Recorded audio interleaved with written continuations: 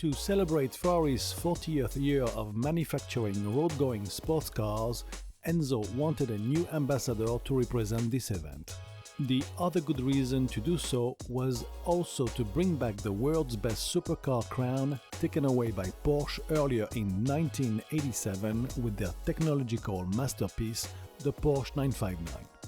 Based on the 288 GTO and more specially the 5 288 GTO Evoluzione prototypes, Enzo unveiled himself his last creation in 1987 with the now legendary Ferrari F40. The F40's chassis was a tubular unit with a 2450mm or 96.4-inch wheelbase, giving it the same wheelbase as the 288 GTO. An all-independent suspension with massive ventilated disc brakes at each corner were then fitted all around. Pininfarina was again called to dress the F40, which was mainly built out of Nomex, Kevlar and carbon fiber to minimize the weight. But at 1,235 kilos or 2,723 pounds in Europe and 1,350 kilos or 2,976 pounds for US models, it was a little heavier than the 1,100 kilograms or 2,425 pound claims by Ferrari. The whole front end was executed in one panel with turning signals and parking lights under a clear-covered element. Just above them were pop-up headlights with further up 2 NACA air intakes providing fresh air into the AC unit. The front fenders weren't flush with the doors and stuck outward to reveal a front brake air vent. On the first 50 F40s, the side windows feature a race-inspired sliding plexiglass piece, but it was rapidly replaced by a proper roll-down window. The rear buttresses had the air intake at their base channeling fresh air into the turbochargers, while another large triangular air intake scoop on the rear quarter panels that started from the door like on the 308 and 328 series fed the intercoolers. Just below it, and by the rear wheel arches and the door seals, was another NACA air intake placed there to cool the rear disc brakes. Another pair of NACA air intakes were located on the single-piece clamshell opening engine lid to cool the engine and gearbox. But the major attraction on the F40 was the monumental and maybe overdone rear wing with a depressed F40 lettering appearing on the right rear wing pillar only. This massive wing gave the necessary downforce for this powerful rear-wheel drive monster to grip to the asphalt, but it also surpassed in terms of presence and drama the Porsche 959.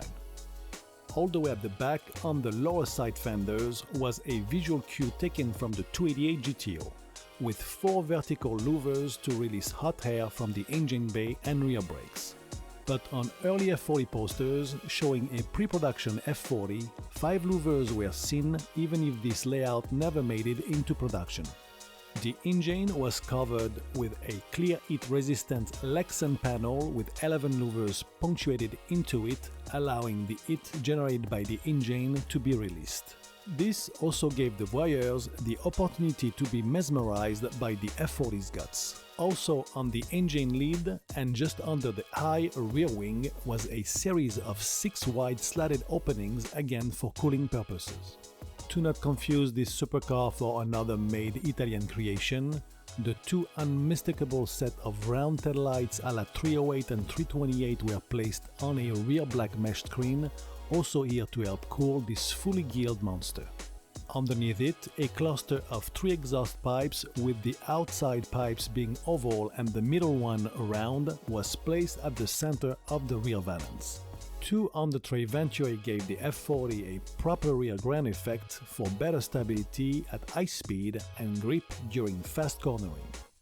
This task was also achieved by the adoption of the world's widest tires at the time. These tires were specially conceived for the F40 by Pirelli and called the P0. A 335mm or 13.98-inch wide rubber at the back with 3 different rubber pattern sections could handle with its symmetrical thread, high-speed figures, hard cordering, while also having the ability to drain water out. These Pirelli P0 were mounted on a set of menacing 17-inch 5-spoke speedline split rim alloy wheels, also part of the F40's raw image. The interior was minimalistic at best, and all were made into left-hand drivers only. On the floor, rubber mats were not what you called comfy, and the same could be said for the drill pedals. But cruising around wasn't the F40's forte, even if this street racer mastered that aspect as well. As for the dashboard, covered in an anti-reflective material, it had the same design layout as the 288 GTO, with a A-shaped binnacle housing 4 gauges. Another 3 auxiliary gauges were placed at the center of the dashboard, just above the simple 2 dials AC heat control unit. The tunnel console only adorned an exposed 5-speed dogleg metal gate gear lever and a small storage space for personal items.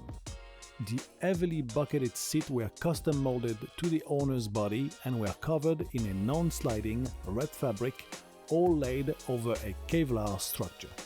The Kevlar door panels were finished in red, with a column of slats by the hinges on the first rally-style side windows F40s. As for the later on roll-down windows F40s, they received a non-slatted black Kevlar finish.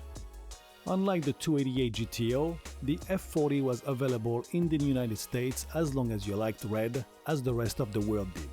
But unlike other markets, the Federal F40s had a longer front spoiler splitter, a thin rubber strips on the front and rear bumpers, side rectangular light markers on all fenders, and no rear fog lights, but a third brake light on the engine lid.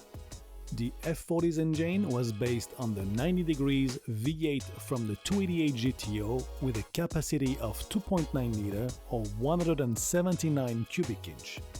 It had 2 cams per bank with a total of 32 valves and 2 Japanese IHI turbos, helping it to develop 478 horsepower at 7,000 rpm, while the torque was 425 foot-pound at 4,000 rpm. It was mated to a standard 5-speed dogleg gearbox as mentioned, or an optional racing crash box. Performance was very impressive at the time and even now, with a 0 to 60 mph sprint of 3.9 seconds and a top speed of 201.3 mph or 324 km/h. These numbers gave the F40 the title of the fastest production car in the world, just before the Lamborghini Diablo came and ruined its parade 3 years later. Built until 1992, the Ferrari F40 was supposed to be produced at 400 units only. But speculation and greed made this number climb to a much larger 1,311 units, excluding the first 5 prototypes, the 19 F40 LM racing cars and the 10 Ferrari F40 Competizione. Sadly, on August 14, 1988, Enzo Ferrari died, making the F40 the last car that Enzo commissioned and unveiled under his command. His passing, glorified by the F40, created a speculating frenzy over everything adorning the Prenzi Horse logo on it, and ultimately skyrocketing the whole classic car market until the early 90s.